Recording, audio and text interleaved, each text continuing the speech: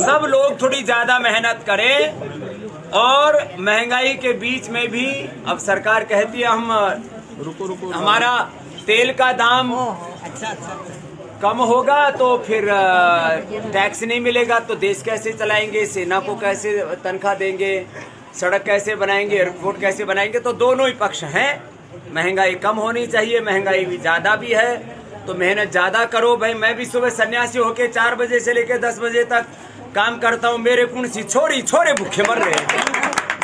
तो ऐसे लोग कमाई। बाबा जी आपने तो टीवी चैनल पर यह कहा था कि कौन सी सरकार आपको चाहिए, 40 रुपए पेट्रोल वाली सरकार, 300 रुपए सिलेंडर वाली सरकार। बाबा जी अच्छे भी कहा कुछ आप ही ने कहा था सरकार बनी थी, आपने कहा था कि नहीं कहा था? बाबा जी मैंने कहा था पूछ पड़ेगा मेरी। हाँ बाबा जी आपकी कंपनी पतंजलि, बाबा जी आपकी कंपनी पतंजलि ऐसे जाता है ना आदमी को ना। आप ही ने कहा था। अरे आदमी को मैं कह रहा भाई ऐसे प्रश्न मत पूछो बाबा जी, मैं तेरे प्रश्नों का उत्तर देने के लिए कोई ठेकेदार है कि तू जो भी पूछा मैं उसका उत्तर दूं।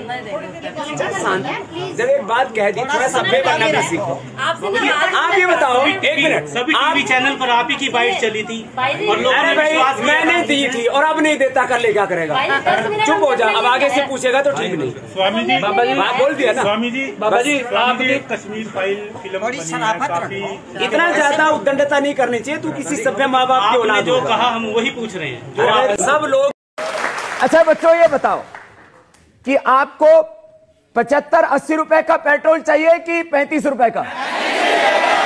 तो आपको जो 35 रुपए का पेट्रोल दिलाएगा उसको वोट दोगे या 75-80 दिलाने वाले को? अच्छा आपको आज गैस सिलेंडर सब्सिडी के बावजूद 450 का और सब्सिडी के बिना जो है 1200 रुपए का मिलता है। यदि आपको गैस का सिलेंडर 300 या 400 रुपए का मिले उसको वोट करोगे या 1200 रुपए का देने वालों को? स्वामी जी ये जो आप सपने दिखा रहे हैं। अरे अब ये अभी जो टैक्स लग रहा है 50%, वो 1% पे आएगा तो प्रैक्टिकल बात कर रहा हूं। अरे इतना अर्थशास्त्र तो हमने पढ़ रखा। रजत एक बार सुनो। मुझे अफसोस है कि देखो तेल के डीजल के भाव इतने महंगे नहीं होने चाहिए, लेकिन हम मोदी जी भी क्या करें, उनको सरकार चलानी है तो सबसे ज्यादा टैक्स डीजल पेट्रोल से ही आता है। सरकारी खजाना भी खाली ना हो जाए, कहीं सरकार जो है वो डेफिसिट में ना चली जाए, इसलिए उन्होंने टैक्स लगाया हुआ है, हटा दे तो मिल जाएगी। और मैं मानता हूं कि सब काम कोई भी किसी की भी सरकार हो, सब काम सरकार से हो जाएंगे ऐसा नहीं हो सकता, समाज को भी आगे आना पड़ेगा। आज सुबह सुबह सलाह दी थी आदरणीय मनमोहन सिंह जी को, जब आप गरीबी दूर कर नहीं सकते, महंगाई, बेरोजगारी, भ्रष्टाचार दूर कर नहीं सकते, तो मैंने कहा खुद ही सत्ता से दूर हो जाओ ना, अब सिंहासन पर क्यों बैठो, हमारे साथ आके आसन करो। अच्छा बच्चों ये बताओ कि आपको 75-80 रुपए का पेट्रोल चाहिए कि 35 रुपए का? तो आपको जो 35 रुपए का पेट्रोल दिलाएगा उसको वोट दोगे या 75-80 दिलाने वाले को? अच्छा आपको आज गैस सिलेंडर सब्सिडी के बावजूद 450 का और सब्सिडी के बिना जो है 1200 रुपए का मिलता है। यदि आपको गैस का सिलेंडर 300 या 400 रुपए का मिले उसको वोट करोगे या 1200 रुपए का देने वालों को? अभी जो टैक्स लग रहा है 50%, वो 1% पे आएगा तो प्रैक्टिकल बात कर रहा हूं। अरे इतना अर्थशास्त्र तो हमने पढ़ रखा। रजत एक बार सुनो। जैसे आप लोगों को पेट्रोल सस्ता मिलेगा, डीजल सस्ता मिलेगा, गैस सस्ती मिलेगी, साबुन, शैम्पू, टूथपेस्ट सस्ता मिलेगा, इस पे 12% टैक्स होता है। कुछ लोग इस देश में झूठ बोलने का ठेका ले रखा है कि 3 से 5 करोड़ लोग टैक्स देते हैं, बाकी इस देश के 120 करोड़ लोग टैक्स ही नहीं देते। आप लोग साबुन खरीदते हो, टूथपेस्ट खरीदते हो, बिस्किट खरीदते हो, उसमें टैक्स लगता है कि नहीं? कितना परसेंट लगता है? 12% कम से कम। तो कौन कहता है हिंदुस्तान के आदमी टैक्स नहीं देते? तो हम तो कहते हैं ये टैक्स भी नहीं देने पड़ेंगे, जो आज टैक्स देने पड़ रहे हैं ये भी देने पड़ेंगे, और बैंक ट्रांजैक्शन टैक्स भी गरीब को, किसान को नहीं देना पड़ेगा। और जो हमारी अर्थव्यवस्था से जो बाहर पैसा पड़ा है, जो करीब 10 लाख करोड़ रुपए भरी 500 और 1000 की करेंसी में, और इसके अलावा भी जो और मैंने कहा करीब 9 लाख करोड़ रुपए कंपनियों का रिजर्व पड़ा, वो लगाने नहीं चाहते क्योंकि टैक्स सिस्टम। त्रिजी ने पूरी दुनिया के लोगों के सामने कहा मैं इस देश से महंगाई को खत्म नहीं कर पाया, मैं देश में बेरोजगारी और गरीबी पर काबू नहीं कर पाया, मैं भ्रष्टाचार और काले धन पर अंकुश नहीं लगा पाया। इसलिए मैं कहता हूं, जब वजीर को समाधान नहीं सूझता तो फकीर को आना पड़ता है और तर्क तथ्य प्रमाण के साथ अपनी बात कह रहा है।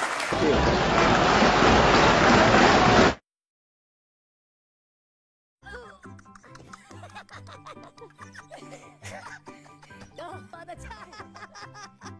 अरे आप में ताकत तो है, ताकत तो अच्छी है भाई।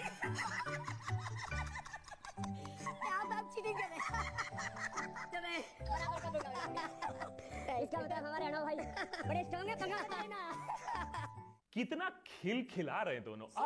व्हाट अ पेयर है।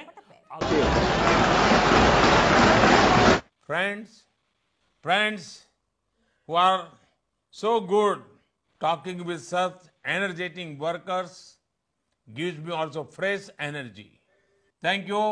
Vanakkam. We need to convince people if they are confused or misinformed. मित्रों, गैस हो, पेट्रोल हो, डीजल हो, हर प्रकार से महंगाई बढ़ रही है कि नहीं बढ़ रही है? अच्छा, आपको ये याद है, लोग भूल जाते हैं इसलिए याद कराता हूं, वो हर 3 महीने से बयान देते थे, बस 3 महीने में ठीक हो जाएगा, कहते थे कि नहीं कहते थे? इस बारिश के बाद ठीक हो जाएगा, कहते थे कि नहीं कहते थे? ऐसा कहते कहते 5 साल निकाल दिए ना। भरोसा इसीलिए तो टूट गया। फिर से तेरी सरकार, ना रे बाबा ना बाबा, फिर से तेरी सरकार, ना रे बाबा ना बाबा, फिर से तेरी सरकार, ना रे बाबा ना बाबा, तू देगा भूखों मार, ना रे बाबा ना बाबा, तू देगा भूखों मार, ना रे बाबा ना बाबा, फिर से तेरी सरकार, ना रे बाबा ना बाबा, तू नीरा मूरख गंवार, तू जाने ना व्यवहार, ना रे बाबा ना बाबा, फिर से तेरी सरकार, ना रे बाबा ना बाबा, फिर से तेरी सरकार, ना रे बाबा ना बाबा, तू एक भिखारी नेता, गलती करे दुनिया भर, तोहमत मुझ पे लगाए, तू झूठी कसमें खाए, झूठी बातों से बहलाए, तू झूठों का सरदार, ना रे बाबा ना बाबा, एक बार नहीं कई बार, ना रे बाबा ना बाबा, फिर से तेरी सरकार, ना रे बाबा ना बाबा, फिर से तेरी सरकार, ना रे बाबा ना बाबा, मैं भविष्य देश का संवारूं। मुस्लिमों का डर दिखाया और हिंदू खतरे में है। हिंदू कौन है? हिंदू धर्म क्या है? सावरकर की व्याख्या है, सावरकर कहते हैं कि हिंदू कौन? जो आर्य वंश के बीज का है वो हिंदू। तो बिल गेट तो बोलता है कि तुम सब मंदिरों की जो घंटा बेचेंगे तो तुम्हारी गरीबी हट जाएंगी। हमारी व्यवस्था, अर्थव्यवस्था अभी पटरी पर आ ही नहीं सकती, इतनी बुरी हालत है। 70 साल में देश पर सिर्फ 50 लाख करोड़ का कर्ज था। मोदी आने के बाद उसने वो लोन डबल किया है। 5 साल में उसने डबल किया, जो 70 साल में नहीं किसी ने किया। तो बोलता है ना कि 70 साल में जो नहीं हुआ मैं किया। तो क्या किया? तो 70 साल में जो देश को खड़ा किया था उसको इसने बर्बाद किया। कल उसने कहा, अमित शाह ने, कि हमारी ये यंत्रणा अच्छी है कि हम किसी भी झूठ मैसेज को देश में फैला सकते हैं, आप लोग को देश को गुमराह कर सकते हैं। वो खुद बोलता है। तो इसके ऊपर मैंने कमेंट की कि तू साला जन्म से झूठा है तो झूठ ही करेगा। देश भर में देश की अर्थव्यवस्था हो, बेरोजगारी का मुद्दा हो, कई ऐसे मुद्दे हैं जिस पर आज हमारे साथ बात करने के लिए बीजी कोरसे पाटिल जी पूर्व न्यायाधीश हैं। सर, सबसे पहला सवाल, जिस तरह से देश की राजनीति आज है, कहीं ना कहीं हमें तानाशाही पूर्ण राजनीति, क्योंकि जो भी सरकार को सवाल पूछता है उसके पीछे ईडी और सीबीआई को लगा दिया जा रहा है, क्या कहेंगे इसके बारे में? सिर्फ तानाशाही नहीं है ये, तो ये बिल्कुल 100% हुकुमशाही है।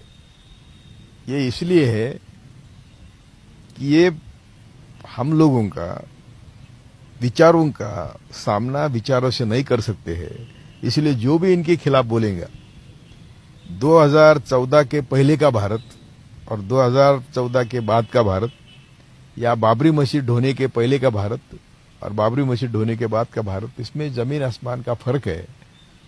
फर्क क्या है? तो हम लोग जो हमारे रोजमर्रा प्रॉब्लम्स है, रोटी है, कपड़ा है, मकान है, शिक्षा है, स्वास्थ्य है, उसके तरफ उनका हम सबका ध्यान न जाए, इसलिए हमको मुस्लिमों का डर दिखाया जाता है। सही मायने में सब मुस्लिम हमारे भाई है, उनका हमारा डीएनए एक है।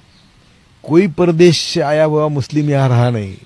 जो भी मुस्लिम है, विवेकानंद कहते हैं कि कोई भी मुस्लिम जबरदस्ती से मुस्लिम नहीं बना है। तो क्यों बने? तो वर्ण व्यवस्था ने जिनको कुचल कुचल के मारा था, उन्होंने अपने स्वाभिमान के लिए इस्लाम में गए। स्वामी विवेकानंद कहते हैं कि हमें समता का परिचय इस्लाम की वजह से हुआ। तो इसका मतलब क्या है? मैं तो कहता हूं कि पाकिस्तान के मुस्लिम, भारत के मुस्लिम, कश्मीर के मुस्लिम, ये हम सबका, और हम सब लोग आर्यभट्ट ब्राह्मण छोड़ के सबका डीएनए एक है। और ये नहीं चाहते कि हम सब मिलके इनके खिलाफ लड़े, इसलिए वो चाहते हैं कि मुस्लिमों का डर दिखाया और हिंदू खतरे में है। हिंदू कौन है? हिंदू धर्म क्या है? सावरकर की व्याख्या है। सावरकर कहते हैं कि हिंदू कौन? जो आर्यवंश के बीच का है वो हिंदू। तो क्या हम सब आर्यवंश बीच के हैं? और आगे वो कहता है, गोलवलकर वही कहता है, टिळक वही कहते थे कि सत्ता में जाने के लिए सिंपी, दर्जी, किसान ये क्यों जाते हैं? इनको क्या काम है सत्ता में? तो सिर्फ ब्राह्मण जाने दो। वो ने उनकी परंपरा ऐसी है कि वो देश को मालिक समझते हैं और हम सब उनकी प्रजा है। तो इसीलिए ये कायम रखने के लिए कि वो देश के मालिक है, ये हमारे सर पर कायम रखने के लिए वो 33 कोटि देव है, स्वर्ग है, नरक है, हिंदू मुस्लिम है, पाकिस्तान है, कश्मीर है, ताकि हम हमारे निजी चीजों की तरफ ध्यान न दें।